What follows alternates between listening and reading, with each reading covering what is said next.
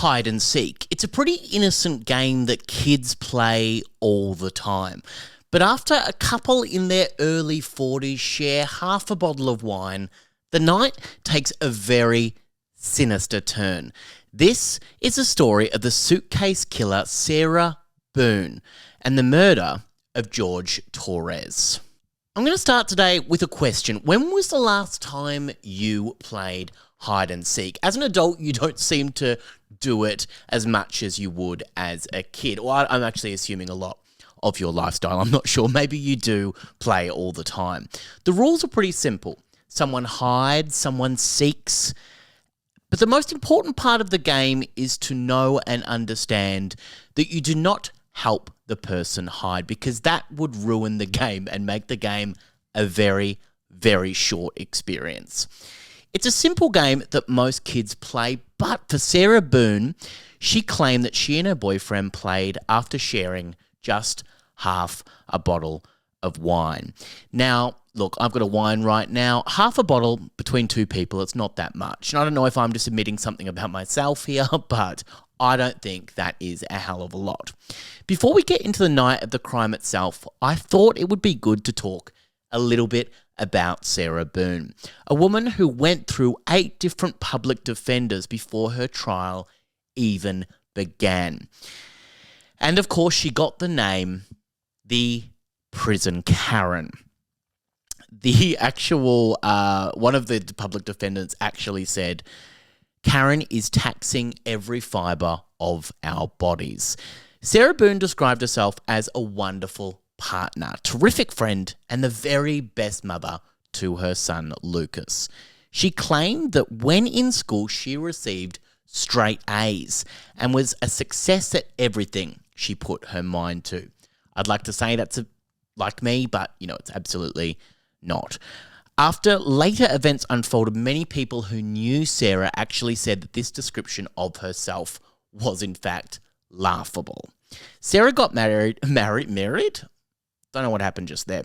Sarah got married to Brian, and after 12 years, things started to change with Sarah. Much of the research I did related this to postpartum depression. Sarah would stay out all night drinking and having the time of her life. Hell yeah, which became a big part in why she and Brian ended up separating in 2017. Less of a hell yeah there. He couldn't deal with it anymore. Every weekday she would be out until early hours while Brian had to work early in the morning and get their son Lucas off to school. While out at a bar one night, Sarah met George Torres, her soon-to-be boyfriend. It's safe to say there was a bit of overlap in the relationship between George and when Sarah and Brian were still together. I once dated someone who her dad ended up separating with the mum, and he put up like a Facebook event to say that they are together, him and this new person. And there was quite a bit of overlap, safe to say, in the relationship in that event, and it caused some awkward comments and likes on Facebook. Sarah was consistently cheating on Brian, and he was sick of it. Sarah resented being a mother and missed her old carefree lifestyle. In Brian's words, once upon a time, Sarah could do whatever she wanted, but once she had a kid, she couldn't live that same lifestyle anymore. Sarah would bring strangers back to the home in the early hours to hang out all night when all of the bars closed. She just wanted to keep the party going. These strangers would be shouting and shouting all night long until Brian would either have to kick them out or he and Lucas would have to go to a relative's house and stay the night there. These were all corroborated, these events, by relatives later on. Sarah would often fight if Brian retaliated against what she wanted to do. He would go to work covered in bruises. His co-workers asked what was going on, and he would simply say, "You know what Sarah's like." Even when they went to couples therapy, I don't know why I've decided to ruin future me in reading, simple reading, but I've actually written that there. So, hey, I stuffed up. No big deal. Whatever. Sarah would lie about the relationship to the therapist and constantly make things up. She would gaslight Brian into thinking that she was the victim in the relationship. It was always his fault that she had to drink to hide the pain. Brian realised at that moment that Sarah was a narcissist and an extreme manipulator. The therapist tried to confront Sarah about her lies, but Sarah stormed out and never returned. It's a real boss move to do that, to storm out of someone who's trying to help you. Like that's a real big move to go, you know what, I'm really not willing to work on this on myself, so I'll be off. Sarah's family members later confirmed that Brian was telling the truth about all of this. Lucas was pretty young at the time of their separation. They set up a parenting plan to make sure that they both shared custody. They remained in contact just to make sure that Lucas had both of them in his life. On paper, they shared custody. Lucas would stay with Brian on Mondays and Tuesdays, Sarah on Wednesdays and Thursdays, and both would alternate weekends. I don't know why I sounded so English just then. I am Australian. I do have to state that over and over again. I technically am Australian. I don't know why I said technically. I am Australian. Sarah was really flaky, which meant that she wouldn't often pick up Lucas, and Brian would often have Lucas more days. He didn't really mind that. He loved looking after Lucas, but it was still like, Sarah did want joint custody and fought for that, but then just wasn't lifting on her end. George and Sarah ended up moving in together, and as described by friends, it was a really toxic relationship right from the beginning. In 2018, Sarah and George both got arrested because Sarah and he got into a huge argument and he tried to choke her out. He started kicking and kicked her in the face, resulting in Sarah having a black eye. They both got charged with domestic violence. Sound like quite the pair. Then, a year later, in June 2019, they got into another argument which ended in some pretty bad injuries. George was shouting, "You're gonna die," as he was hitting her. Then, 3 days later, Sarah bailed him out. What are you doing, Sarah? Not too sure at this point. But then once she bailed him out, they went back to Sarah's place and got into another argument. George actually removed himself from the situation, walked away, not wanting to get into a big argument again. And as he was leaving, he found her credit card downstairs and went on a spending spree, and she called the police on him again. Because of that, he's arrested again because he was violating his bail. This happened time and time again. In 2019, in September, George broke into her house and they had another drunken argument. He swung and hit her in the ear. Sarah called the police again. Sarah's main defense was that she was abused and tormented by George. She later said to police that she was at her wit's end and didn't even recognize herself anymore. Neighbors and family members said that Sarah was always drunk, constantly screaming and getting into fights with everyone. She was described as a very unpleasant person to be around, which of course went against how she perceived herself. Wouldn't it be horrible if you found out that that's what people thought of you, that you were just like, a very unpleasant person to be around? People might say that about me, I don't know. I'll move on really quickly so you don't even have time to answer that. Now let's move on to what happened. 911 was called at 1:01 p.m. on February 24th in 2020 in Orange Country, Florida. The caller was Sarah Boone, whose first words to the operator were, "My boyfriend is dead." She was pretty flat and emotionless. She seemed almost annoyed to be on the phone and then instructed to perform CPR over and over again, but she was continually frustrated with the operator on the phone and kept saying, "What happened to him? What do you think happened to him?" And "Hurry up." She says "hurry up" quite a lot in the call. She explains that she went up to bed after playing hide and seek with her boyfriend and zipped him up in a suitcase. She said that she didn't come down the next day until around, I think she says after 1 p.m. the next day, and he was dead bright purple, but she didn't know what had happened to him. She asked the operator if they think that he might have had an aneurysm. No, Sarah, he was zipped up in a suitcase. The operator asked for more details, but Sarah just kept repeating herself over and over again. She continually asks the ambulance to hurry up and get there. She says she can't be doing with CPR again. She's not going to do that again because she's already done that, and he's purple. That's what she keeps saying. She then cried out that he gurgled. She tried CPR again. The operator reminded her to keep doing CPR, and she didn't need to talk or continue to ask the police or ambulance to hurry up. So at that point, the operator's just fed up and goes, you don't need to keep saying, hurry up, or I don't want to do CPR anymore. If you could just do CPR, that would be great. Just stop talking. When the ambulance arrived, they pronounced George Torres dead at the scene. Sarah would not cooperate with the police. She was fidgety and could not stand still. Her main concern at that point was that she wanted a Dr. Pepper.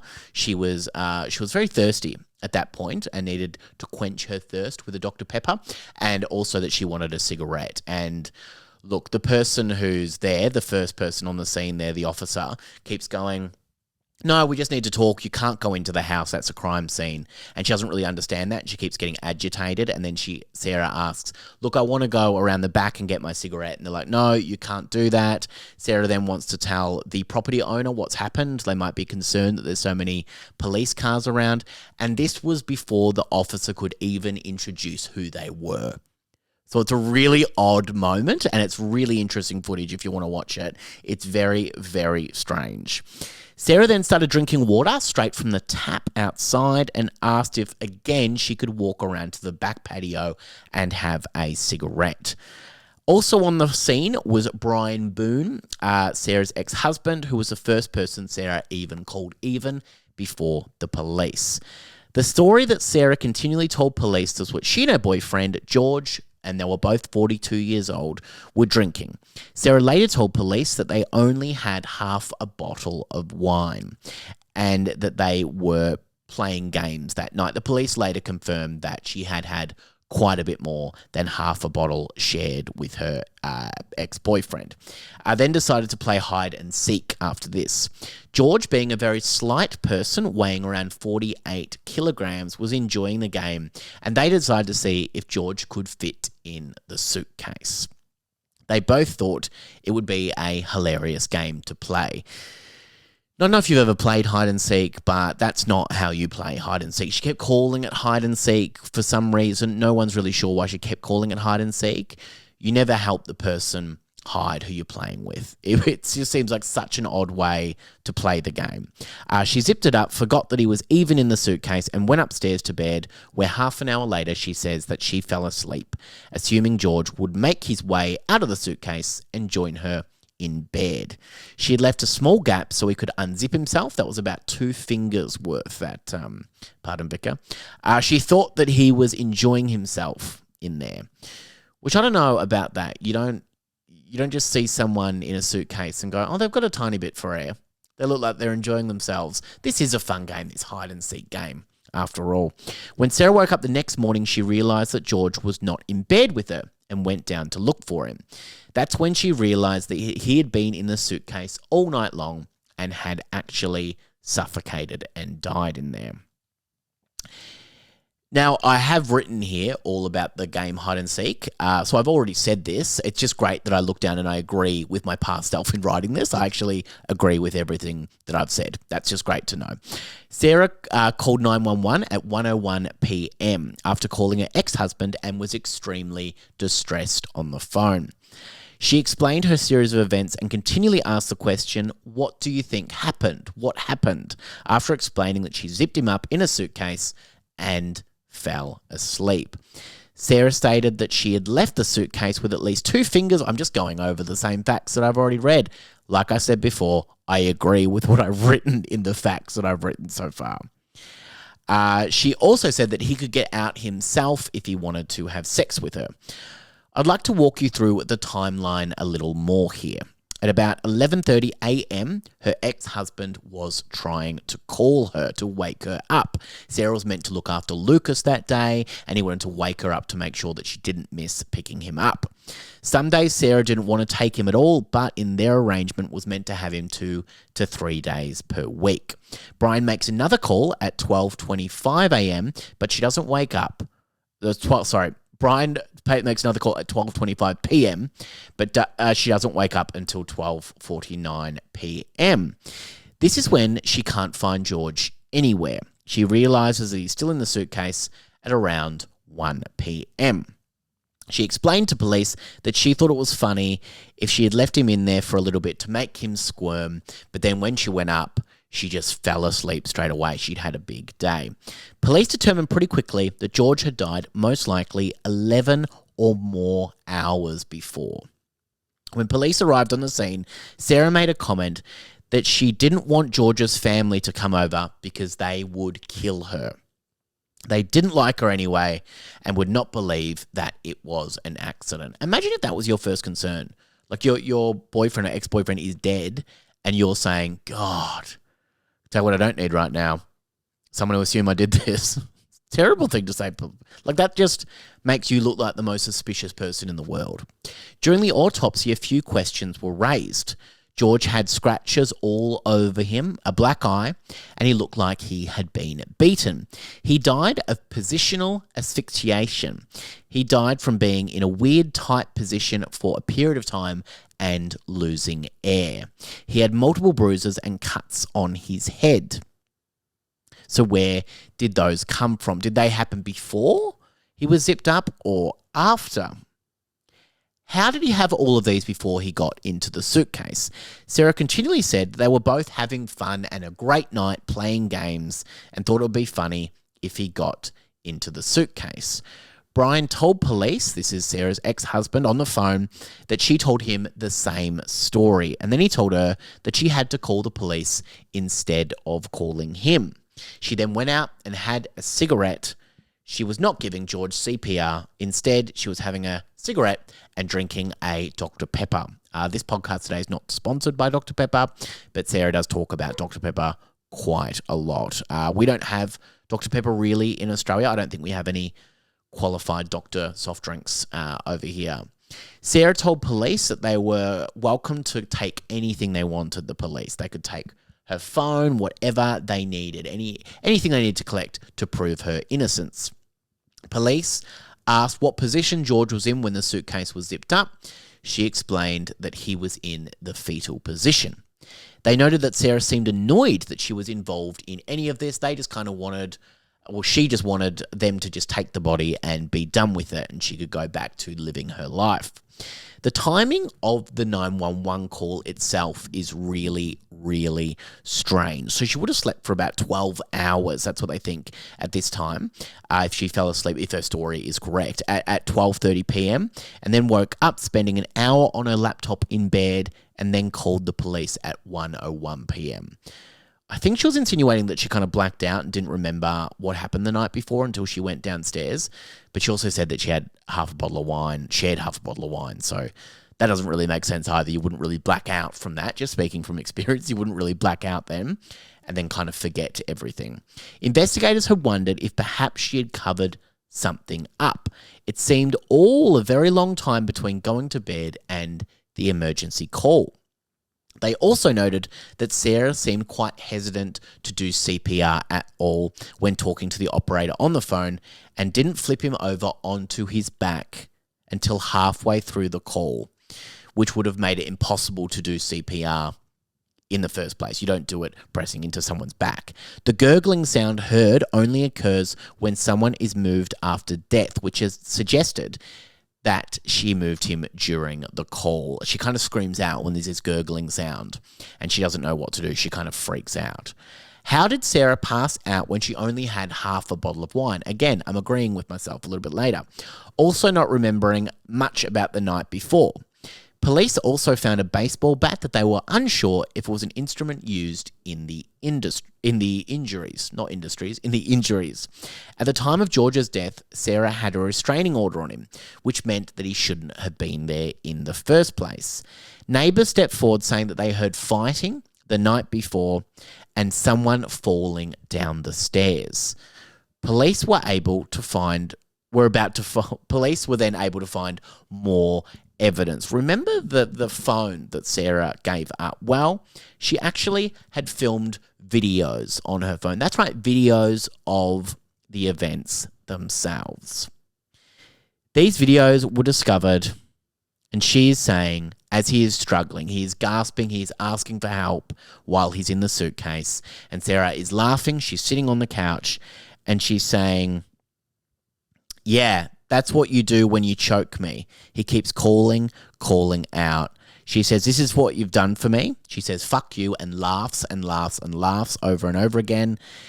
He calls out her name. He says, Sarah, and she says, that's my name. Don't wear it out. She's laughing and laughing. She's sitting on the couch while he is struggling to breathe.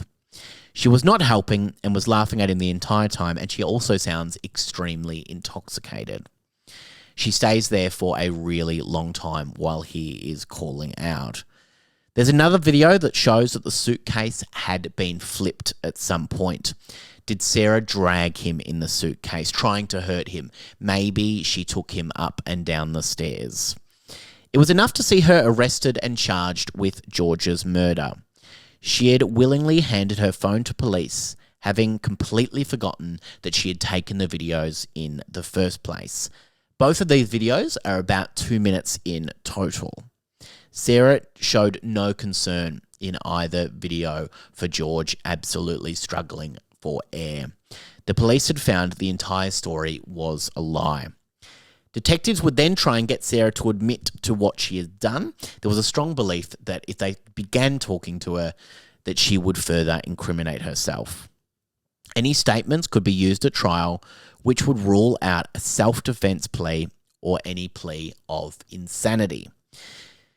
Sarah was not immediately arrested after the warrant was approved. She was asked to go down to the station for a friendly chat. She also brought a notebook of questions that she wanted to ask, but police had a few questions of their own first. The detectives said they had some questions of their own and revealed the injuries they found on George. Sarah said that she was dumbfounded. The only ones she could account for were the scratches from some rough sex that they had had previously, and that George was actually really clumsy. She claimed he was really clumsy. He's like always falling off his bike all the time. Detectives then explained all of the injuries actually occurred within 24 hours of George dying, and Sarah had previously told police that she was with George for the 24 hours leading up to his death, so the jig was up. Sarah then repeatedly stated that she did not do any of this. She kept saying it over and over. Everything was good with them. She would then contradict herself and say that George was abusive and that she needed to protect herself. She said that she had photos and videos of him abusing her, which she had as proof. There'll be past photos on her phone, she said, of the bruises and George smashing her television. They then addressed the real amount of alcohol she had consumed that night. Sarah straight away said that George was actually the big drinker in the household and that he pressured her to drink. She didn't want to drink, but he always pressured her to drink when he was drinking.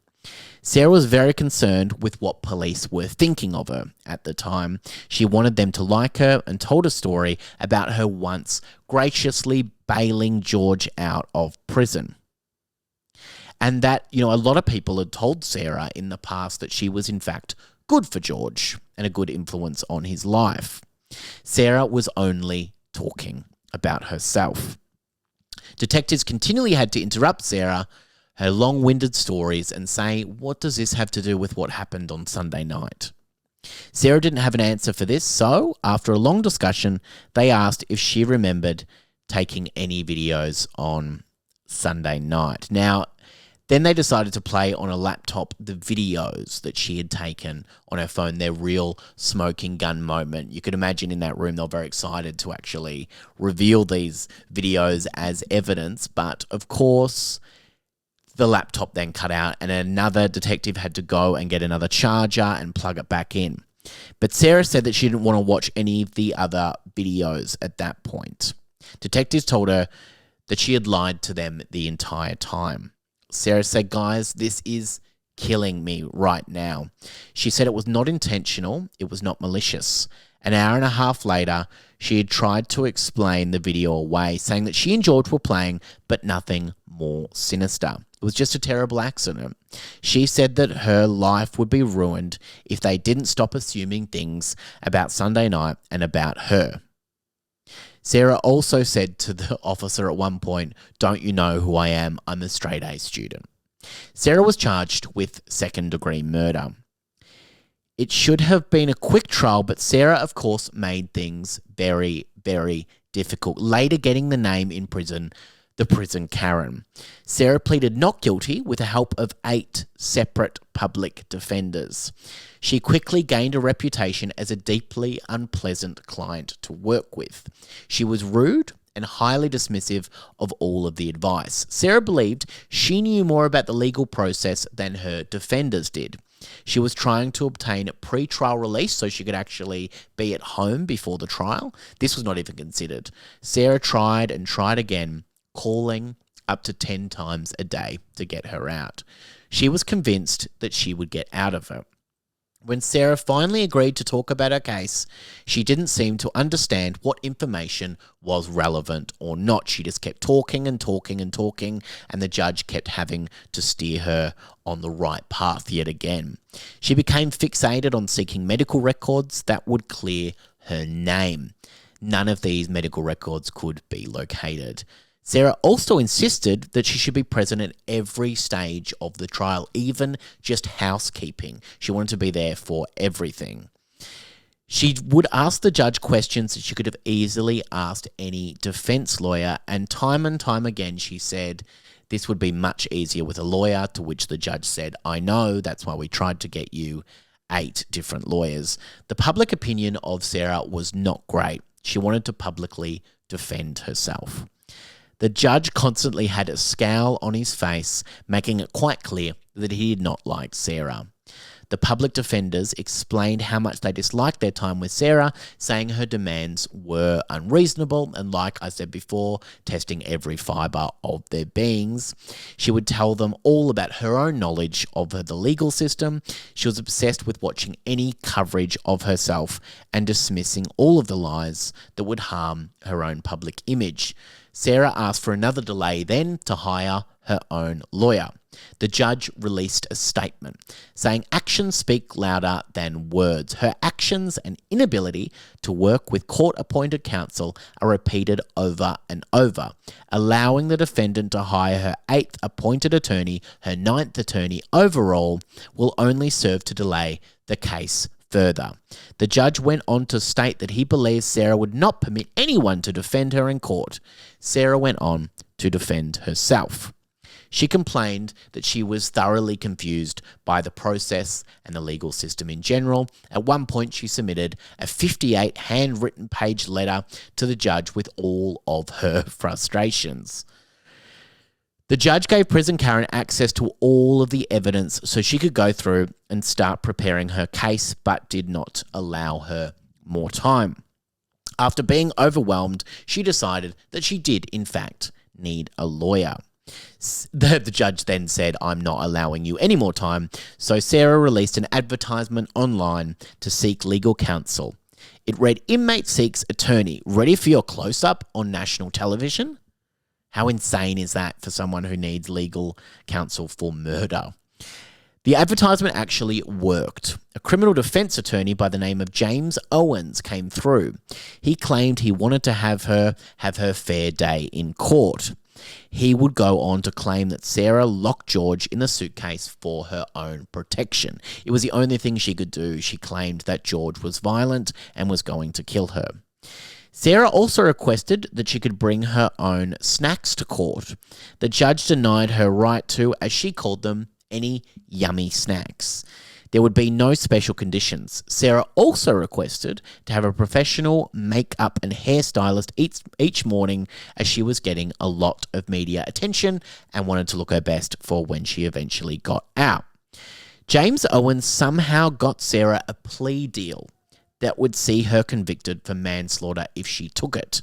She would get 15 years, which would be really the best case scenario. She rejected it despite James begging her to take it.